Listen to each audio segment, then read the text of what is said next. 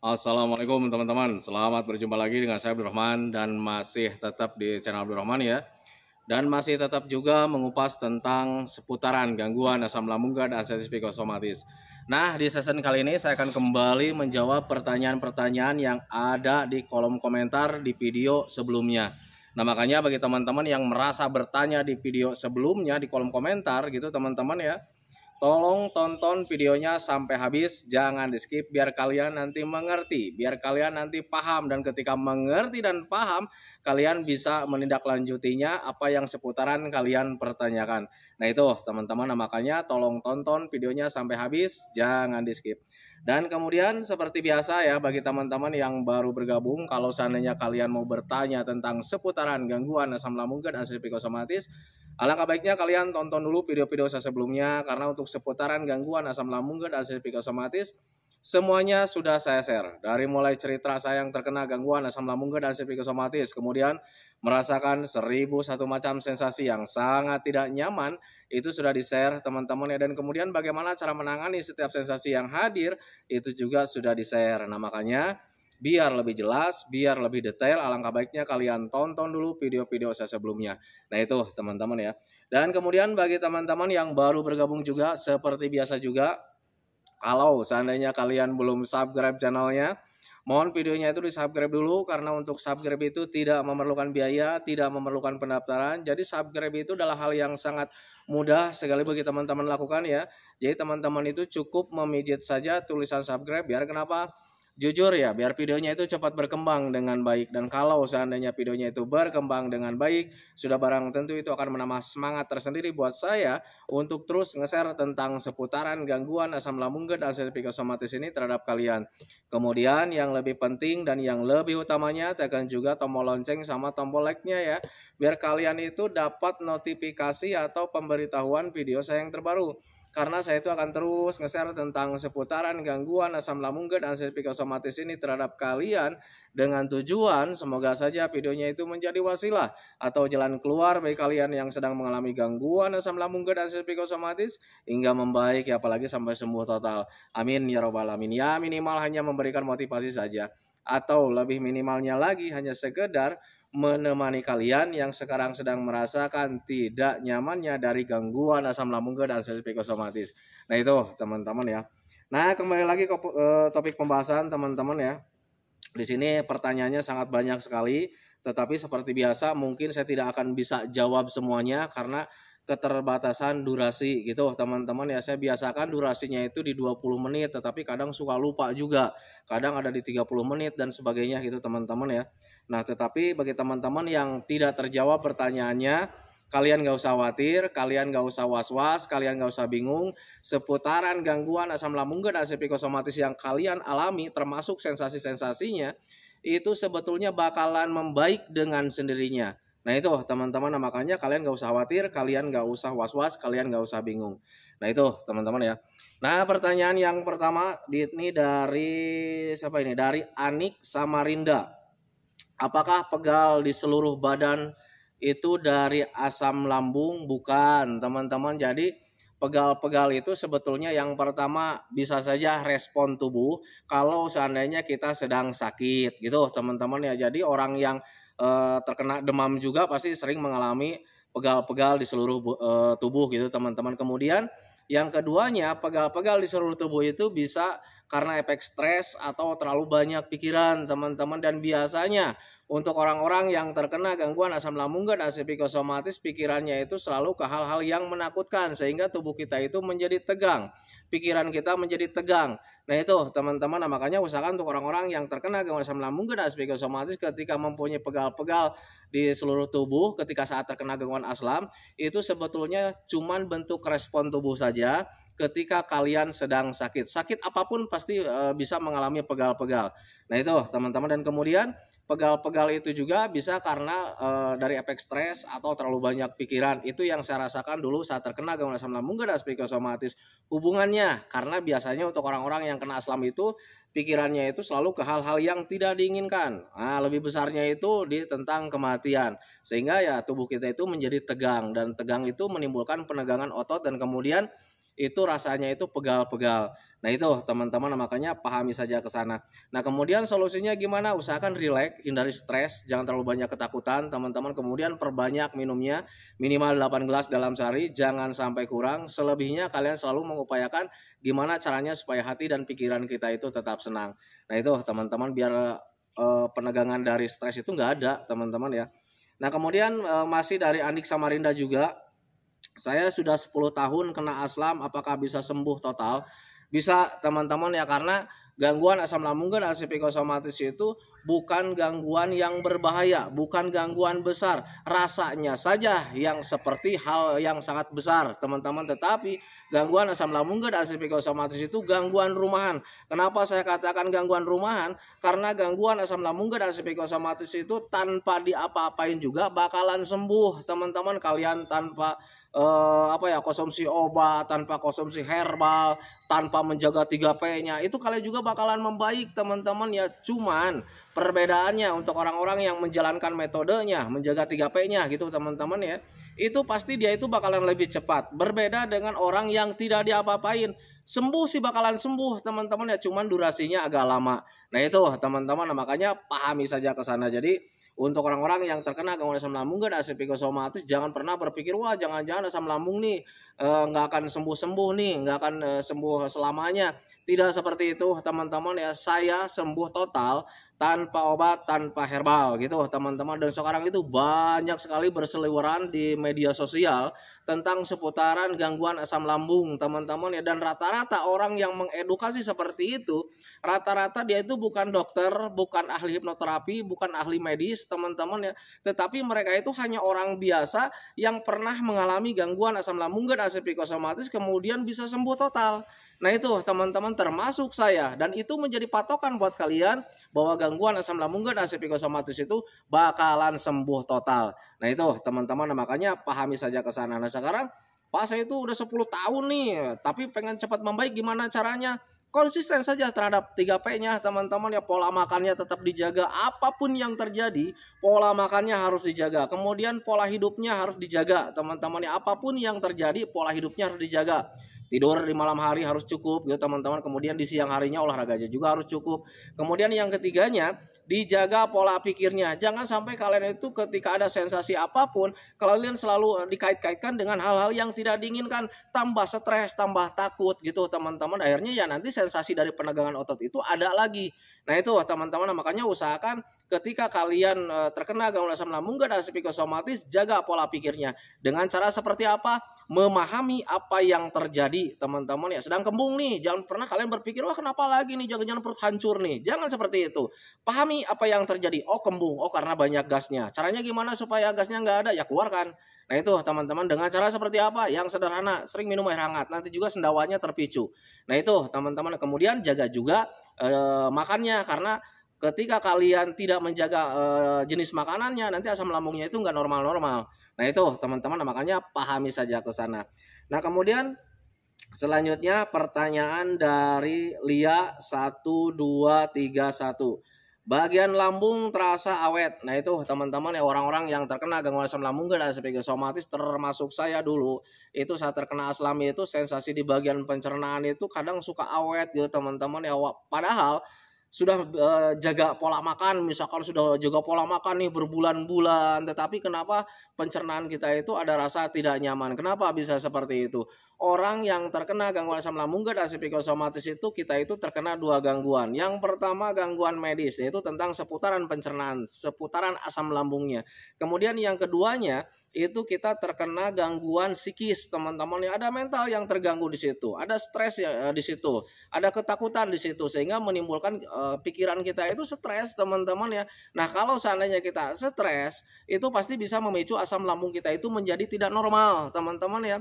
Selama kalian menjaga pola makan saja, kalau seandainya kalian tidak bisa mengelola stresnya, itu akan terasa percuma teman-teman ya. Karena stres itu bisa bisa menyebabkan asam lambung kita itu menjadi tidak normal teman-teman. Nah, makanya usahakan ketika kalian mempunyai rasa tidak nyaman di bagian pencernaan, usahakan selain kalian menjaga jenis makanannya, menjaga pola makan teman-teman ya, usahakan kalian juga harus menjaga stresnya teman-teman ya. Nah itu, makanya pahami saja ke sana. Kalau seandainya kalian telik ya di video-video saya yang sebelumnya sampai sekarang juga, usahakan jaga pola makan, kemudian selalu mengupayakan gimana caranya supaya hati dan pikiran kita itu tetap senang, ya biar kalian itu terhindar dari stres teman-teman. Kalau seandainya kalian sudah menjaga pola makan, kemudian menghindari stres, pasti kalian bakalan lebih cepat membaiknya. Nah itu teman-teman, makanya pahami saja ke sana.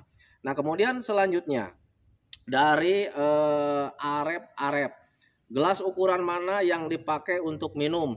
Untuk orang-orang yang terkena gangguan asam lambung dan psikosomatis, minum air putih hangat itu sebetulnya disesuaikan dengan berat badan teman-teman. Tetapi kalau misalnya kalian bingung cara menyesuaikannya itu gimana, ya sudah, minimalkan saja 8 gelas dalam sehari, jangan sampai kurang. Tetapi kalau misalnya kalian bingung, Pak gelas yang mana nih ukurannya?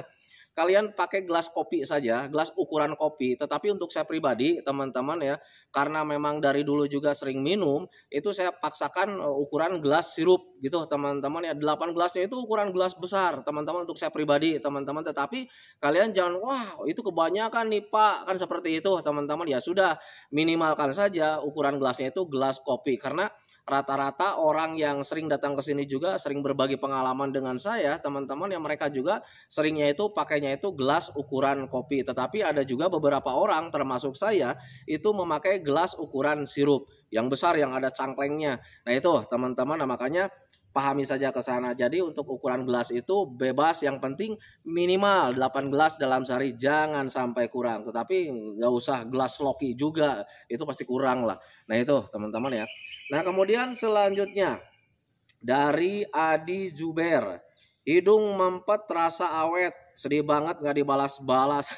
Nah itu teman-teman.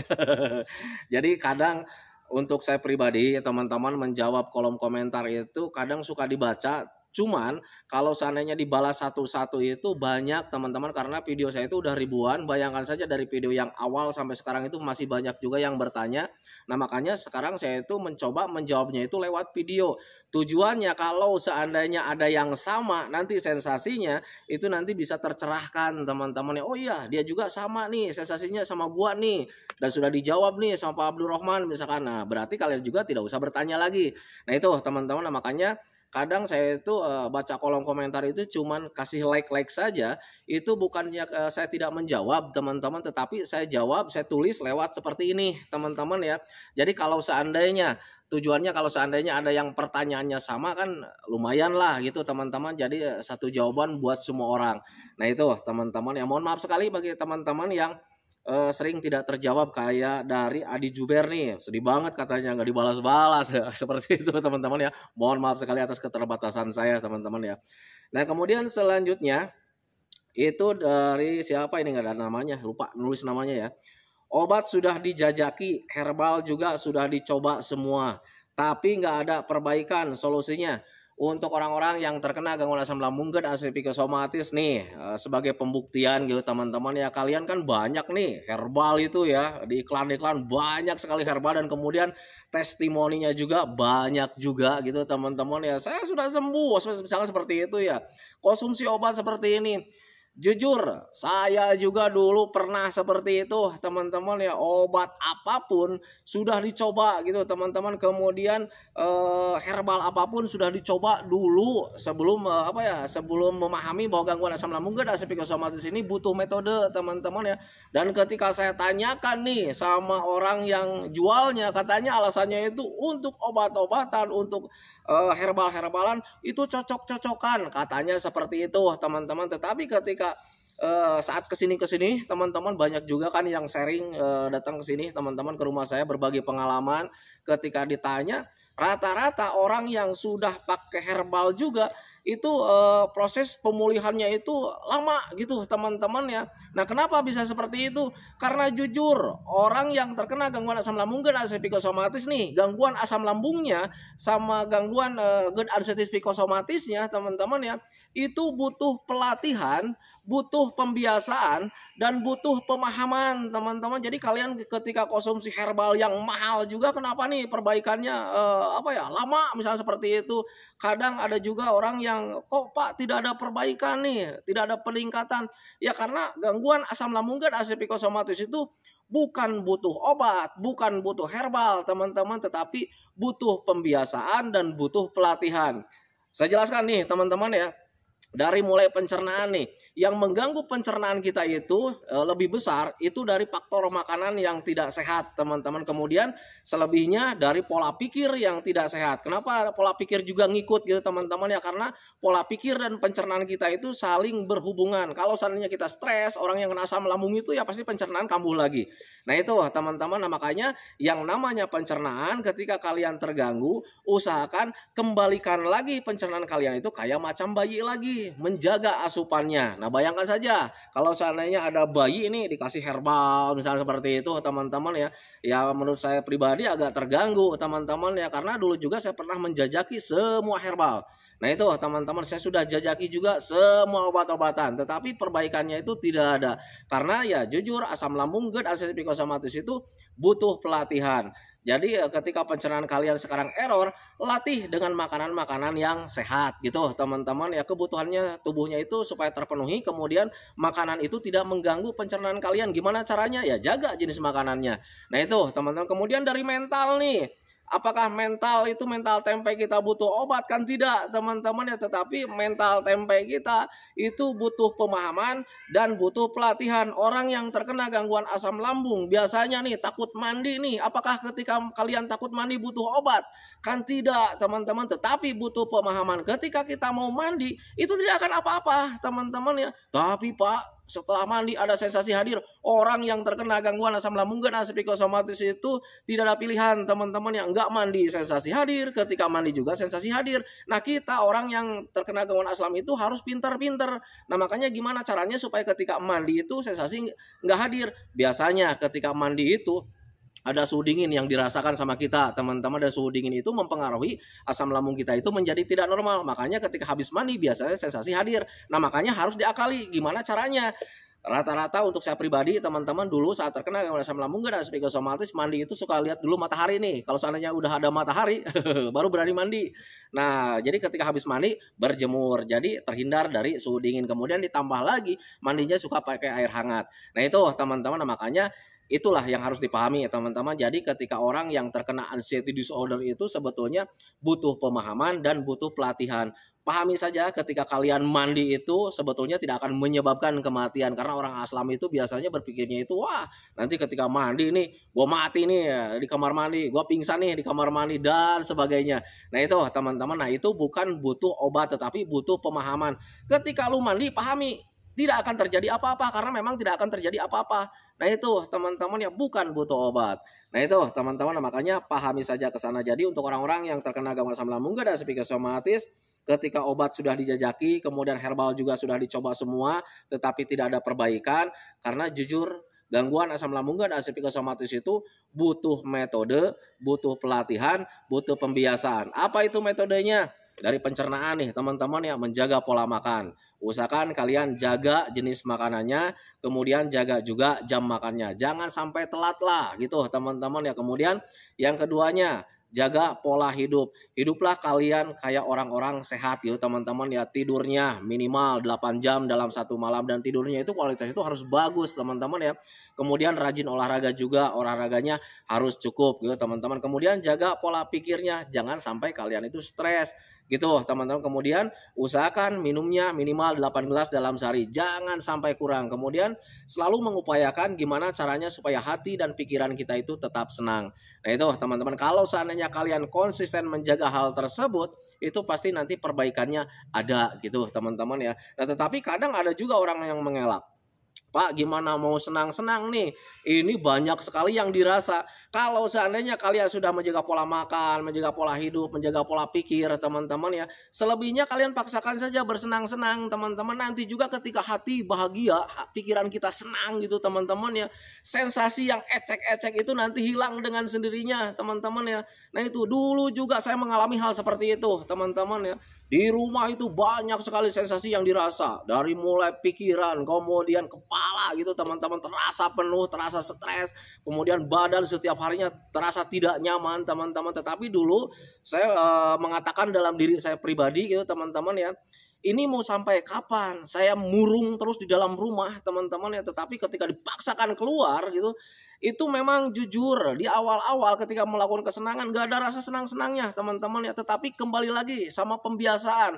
Ketika kita paksakan terus-menerus, mungkin di situ ada pembiasaan, mungkin di situ ada pelatihan teman-teman, dan tahu-taunya ketika pikiran kita bahagia, hati kita senang, itu yang namanya sensasi itu nggak ada teman-teman. Dan kemudian tiba-tiba kita teringat lagi dengan wah gue sedang sakit nih, wah gue sedang menderita nih, gue sedang kena asam lambung nih.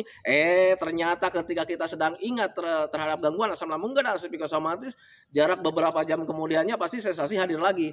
Nah itu teman-teman, makanya di video-video sebelumnya saya selalu mengatakan bahwa gangguan asam lambung dan psikosomatis itu sensasinya itu sering hadir karena kita lebih dominan selalu teringat dengan yang namanya sensasi. Kita lebih dominan merasakan ketakutan ketika sensasi hadir. Nah itu teman-teman, jadi sensasi hadir itu ya karena kita selalu teringat. Nah makanya selalu mengupayakan gimana nih caranya kita supaya lupa dengan yang namanya gangguan asam lambung dan psikosomatis. Caranya dengan senang-senang gitu teman-teman. Itu yang saya rasakan dulu saat terkena gangguan asam lambung dan psikosomatis dengan tidak meninggalkan 3P-nya. Nah itu teman-teman, nah, makanya pahami saja ke sana. Nah kemudian selanjutnya BAB, aduh udah 21 menit lebih teman-teman ya.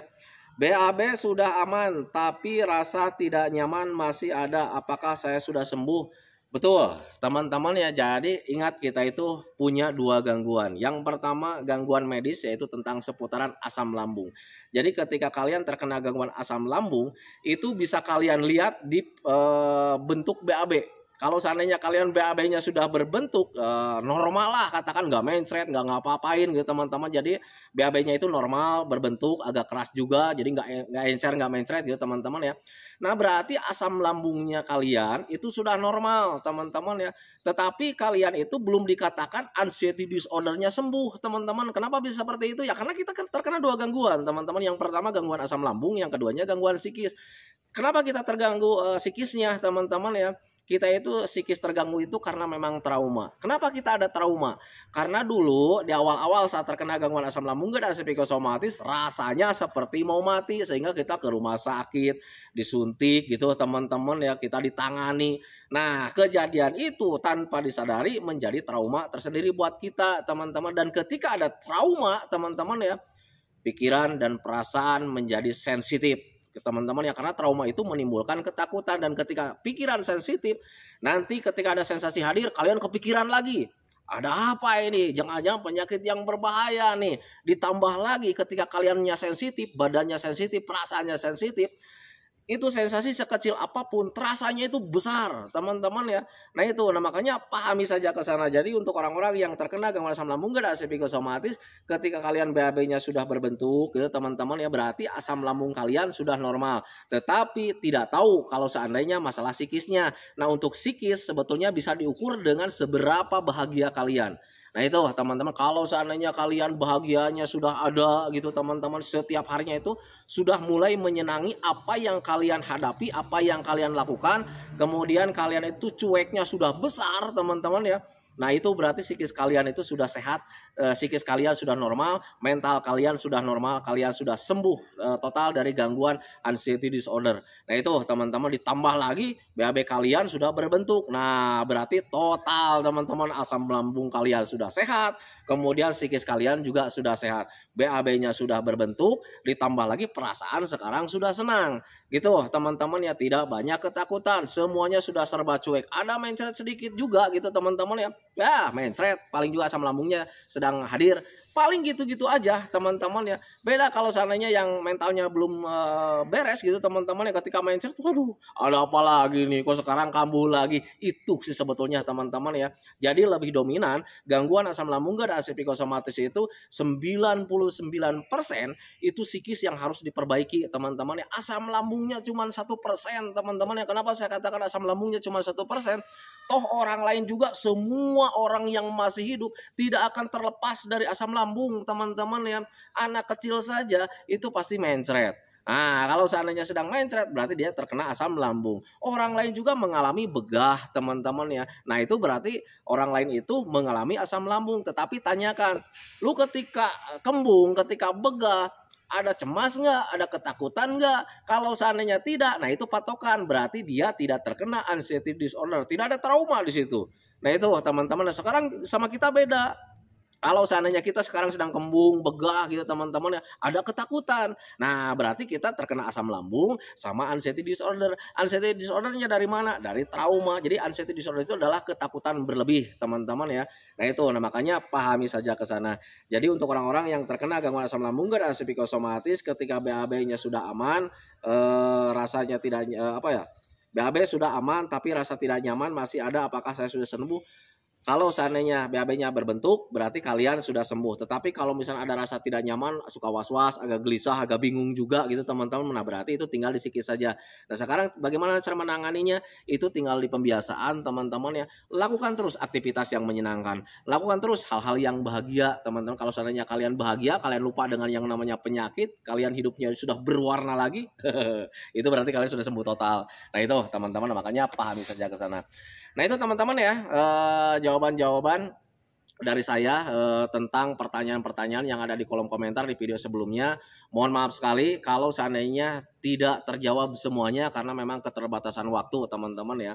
Tetapi perlu kalian ketahui bahwa gangguan asam lambung dan psikosomatis kemudian termasuk dengan sensasi-sensasi yang kalian rasakan, termasuk pertanyaan-pertanyaan yang kalian ajukan, itu sebetulnya nanti bakalan membaik dengan sendirinya teman-teman. Yang penting kalian fokus saja di 3P-nya. Pola makannya tetap dijaga, pola hidupnya tetap dijaga, kemudian pola pikirnya tetap dijaga, kemudian minumnya minimal 8 gelas dalam sehari, jangan sampai kurang, kemudian selebihnya selalu mengupayakan gimana caranya supaya hati dan pikiran kita itu tetap senang. Kalau seandainya kalian konsisten ke arah sana, pasti kalian itu bakalan cepat membaik. Nah itu teman-teman ya. Nah itu teman-teman ya videonya, semoga saja videonya itu menjadi wawasan buat kalian, semoga saja videonya itu menjadi pencerahan buat kalian, ya minimal hanya sekedar menemani kalian lah yang sekarang sedang merasakan tidak nyamannya dari gangguan asam lambung dan psikosomatis. Kemudian seperti biasa sebelum saya akhiri videonya, saya selalu mendoakan sama teman-teman itu, semoga saja teman-teman itu cepat sehat lagi, cepat sembuh lagi, cepat kembali lagi keadaan kalian yang dulu, baik semangatnya, moodnya, tertawanya, pokoknya kehidupan kalian yang berwarna itu semoga saja cepat kembali lagi, karena memang saya yakin 100% bahwa keadaan kalian yang dulu itu sangat dirindukan sekali. Nah itu teman-teman ya, kemudian doakan saya juga teman-teman ya, agar saya itu tetap sehat, tetap kuat, tetap ceria, agar masih bisa tetap menemani kalian. Nah itu teman-teman ya, saya hentikan videonya teman-teman ya. Assalamualaikum warahmatullahi wabarakatuh.